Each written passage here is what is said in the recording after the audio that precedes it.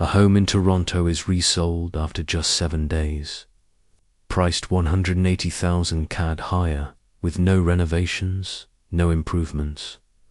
The buyer never visits in person, placing a deposit by phone. Stories like this are no longer rare in Canada. When housing prices rise faster than income, faster than GDP, faster even than official inflation, the question is no longer, is there a bubble? But which stage of the bubble are we in? Years of near-zero interest rates flooded the system with cheap credit. Abundant liquidity turned housing into a refuge for capital rather than shelter for living. But as the Bank of Canada reversed course and rates climbed rapidly, borrowing costs expanded and repayment pressure surfaced. Household debt to disposable income now exceeds 180%, among the highest in the developed world. The market still stands, but transactions slow, inventory builds, and sellers begin to wait in silence. History shows every bubble has a new normal phase just before confidence shifts. Canada, where housing holds outsized economic weight, is entering that familiar moment. Signs of crisis rarely arrive as sudden collapse. They appear quietly in the data. Mortgage rates shift quarter by quarter, while wages barely move.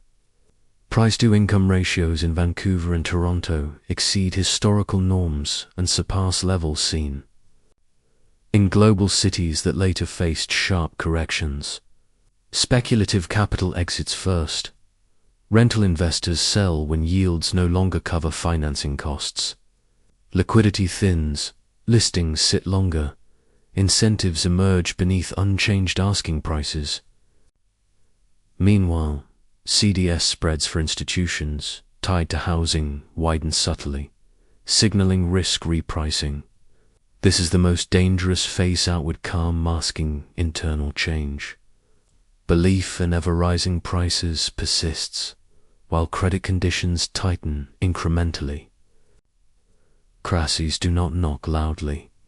They arrive through prolonged silence. To understand how a housing shock spreads, one must examine credit mechanics. Rising prices encourage banks to lend more against appreciating collateral, reinforcing the cycle. But when interest rates rise, the loop reverses.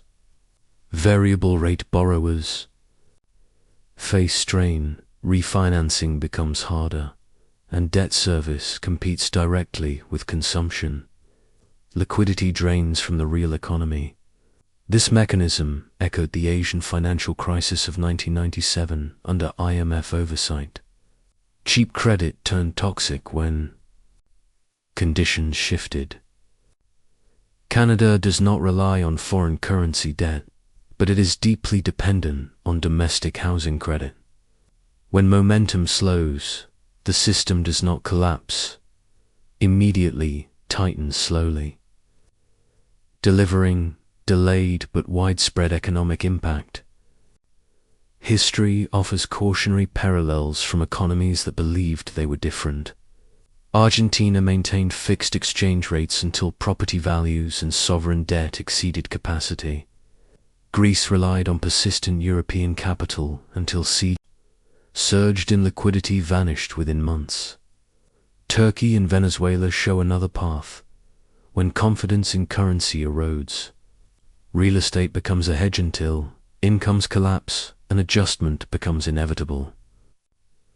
Canada is not facing extremes, but the shared factor is psychology. Prolonged low rates create false security. Circumstances differ, but financial laws do not. When asset prices drift too far from real economic capacity, correction becomes a matter of time. In Canada, housing is not merely shelter. It is an economic pillar. Construction, banking, insurance, brokerage, and consumption form an interconnected chain. When housing slows, employment and spending feel the impact. Homeowners feel poorer. even without selling. The wealth effect reverses, consumption softens, and investment retreats. The Canadian dollar faces pressure as foreign capital reassesses risk, especially if rate differentials with the US narrow. Municipal budgets reliant on property tax begin to strain. This is not an abrupt crash, but gradual erosion. In an economy where housing dominates, prolonged slowdown can feel like recession even when GDP remains positive. Government and central bank responses are constrained by opposing objectives, controlling inflation while preserving financial stability. Rate hikes cool prices but expose household vulnerability. Early easing risks, reigniting imbalance. Macroprudential tool stress tests, loan-to-value caps are designed to cushion impact, not prevent adjustment. The Bank of Canada monitors system liquidity, bond yield spreads, and bank CDS to avoid cascading failure. Federal policy prioritizes social stability, aiding renters and first-time buyers, but cannot override financial cycles. History shows governments may delay crises, but rarely erase the cost of prolonged mispricing. For individuals, housing cycles are felt not in charts but in daily choices. A few $100s more per month in mortgage payments forces families to cut spending, delay life plans, or work longer hours.